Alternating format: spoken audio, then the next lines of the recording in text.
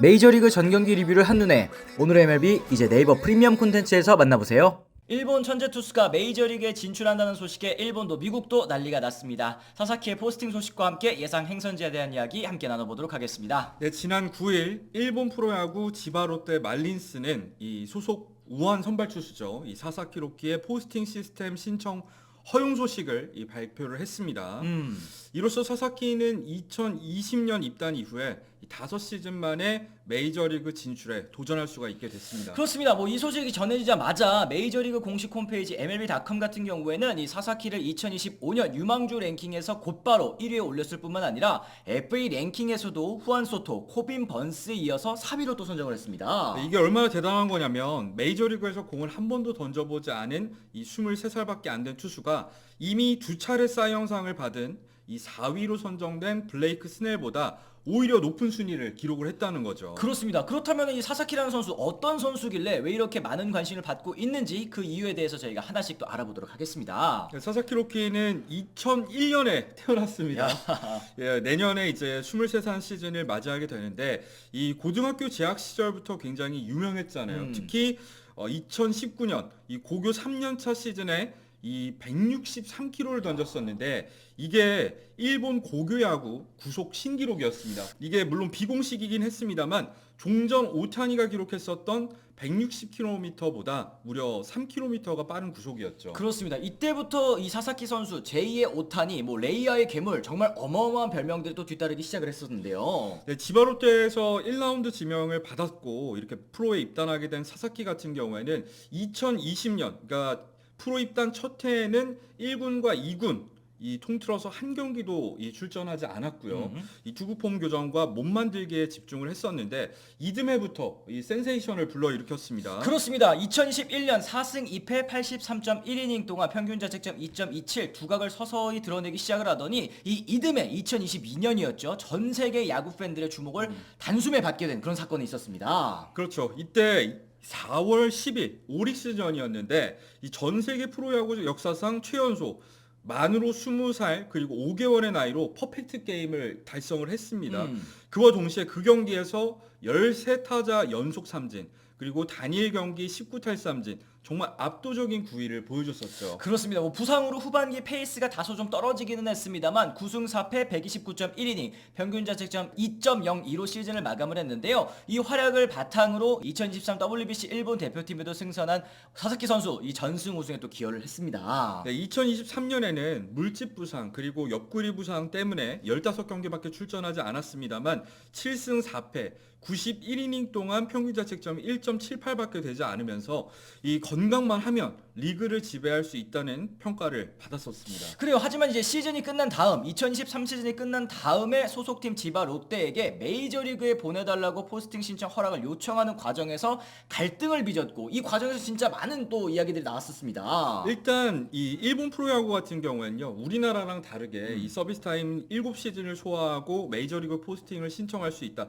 이런 기준이 없거든요. 이 구단과 선수만 합의를 한다면 1년차 이후에도 곧바로 이 포스팅이 가능한 이 시스템을 가지고 있습니다. 그래요. 하지만 근데 그동안 포스팅을 통해서 진출한 선수들은 최소 6시즌은 또 소화한 다음에 포스팅해달라 이 구단에 신청을 했단 말이죠. 네, 그뿐만 아니라 규정 이닝은 기본적으로 채웠고 거기다가 팀의 우승을 이끈다던가 아니면 사화문화상을 받는다던가 이런 뚜렷한 업적을 세우고 나서 진출하는 게 보통이었는데 이 사사키 로키 같은 경우에는 너무 이른 시점에 구단에 포스팅을 요구하지 않았냐 이런 얘기를 듣기도 했었습니다. 그렇죠. 오타니 선수도 사실은 5시즌 만에 포스팅을 신청하기는 했습니다만 선수가 원할 때 메이저리그에 보내주겠다라는 약속이 또 뚜렷했었고 또 그 기간 안에 우승도 또 시켜주지 않았습니까? 거기에다가 이 말씀해주신 것처럼 성과가 있어야 된다. 우승이라든지 성적으로 뭔가 보여줘야 되고 거기에다가 이제 원소속 구단에 거액의 이적료까지 안겨줘야지만 이런 여러 가지 이 관례를 좀 가지고 있었기 때문에 이 사사키 선수의 진출 신청이 또 고깝게 보였던 건 사실입니다. 그렇죠. 1군에서 3시즌을 소화하는 동안 사실은 규정 이닝을 소화한 적이 한 번도 없었다는 거. 그리고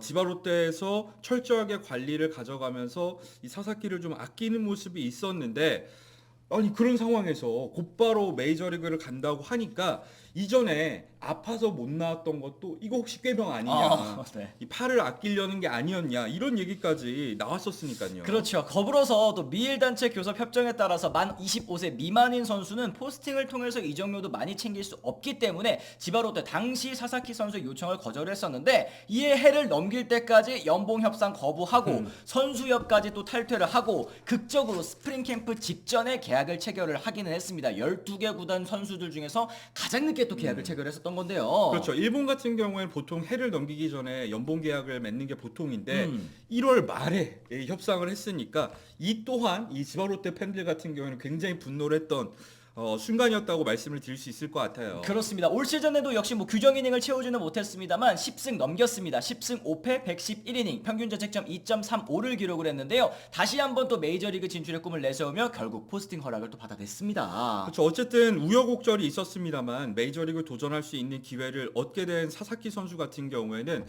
정말 투수로서 이상적인 체격 그리고 강속구를 던지는 선수입니다.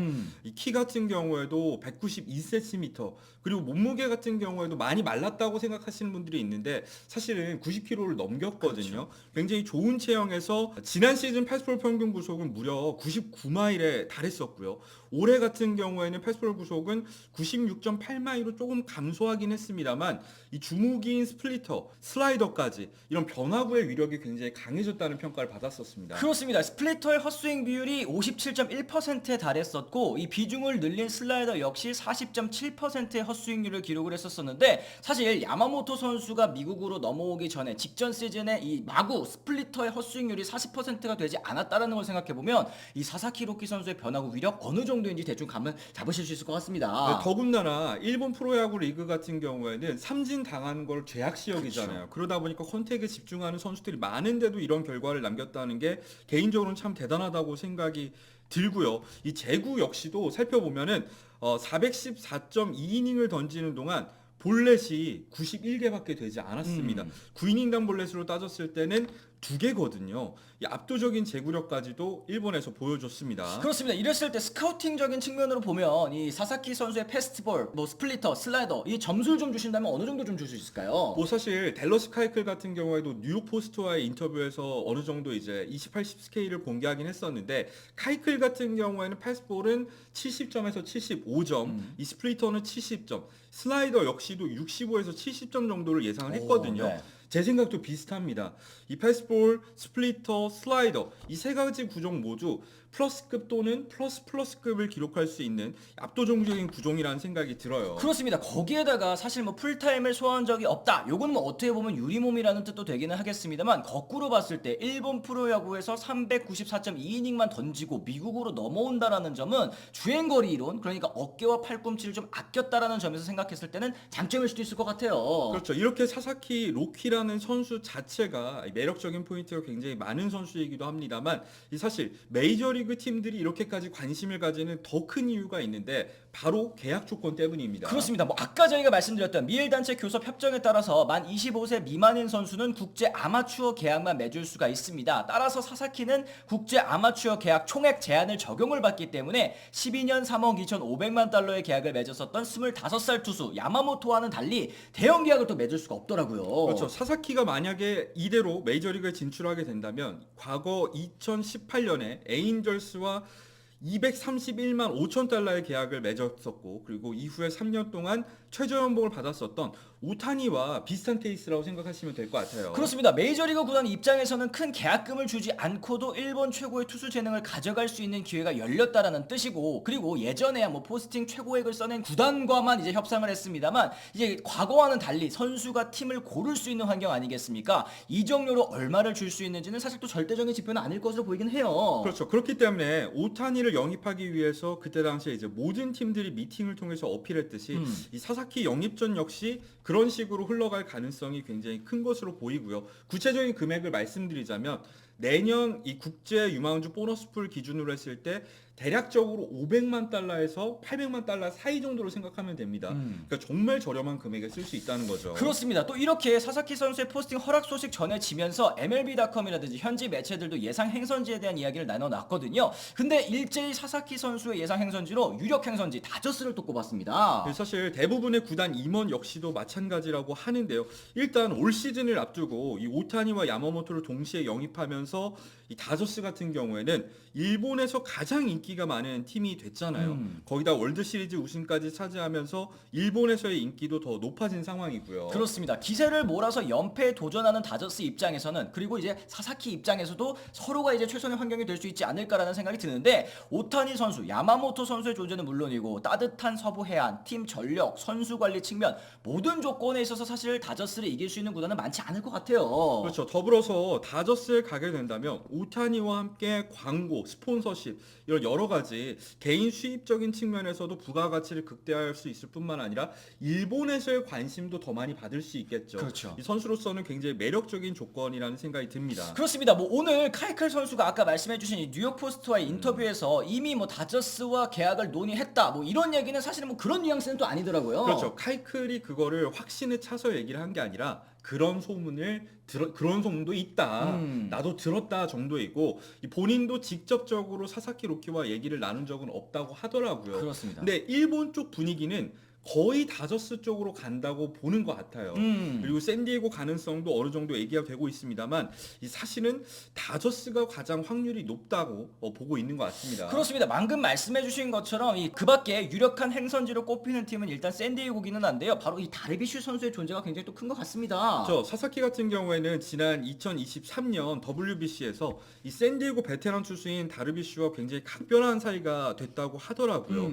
그리고 사사키의 몸값, 뭐 앞서 말씀드린 대로 500만 달러에서 800만 달러 사이의 계약금 정도라면 지금 재정 상황이 좋지 않은 샌디에고 입장에서도 충분히 감당할 수 있는 액수라는 생각이 듭니다. 그렇습니다. 그리고 사실 그동안 이 사사키 선수가 보여줬었던 이 행보를 봤을 때 약간의 좀 반골 기질을 가지고 있는 느낌이 좀 들어요. 이제 그렇죠. 그랬을 때 모두가 다저스 얘기했을 때 아닌데 나 샌디에고 갈 건데 이럴 가능성도 좀 있지 않겠습니까? 그렇죠. 그리고 카이클이 인터뷰를 통해서 얘기를 했던 거지만 이 뉴욕의 주팀인 양키스와 매치에 대해서도 어느 정도 얘기를 나눈 적이 있었다고 해요. 뭐 그 밖에도 이 샌프란시스코라던가 토론토라던가 다양한 팀들이 현재 행성기를 뽑히고 있는 상황입니다. 그렇습니다. 어쨌든 정말 모든 팀들이 원하는 사사키 로키 어느 팀에 가게 될지 여러분들께서도 많이 궁금해하실 것 같습니다. 현 의원님께서는 그래도 가장 가능성이 높아 보이는 팀?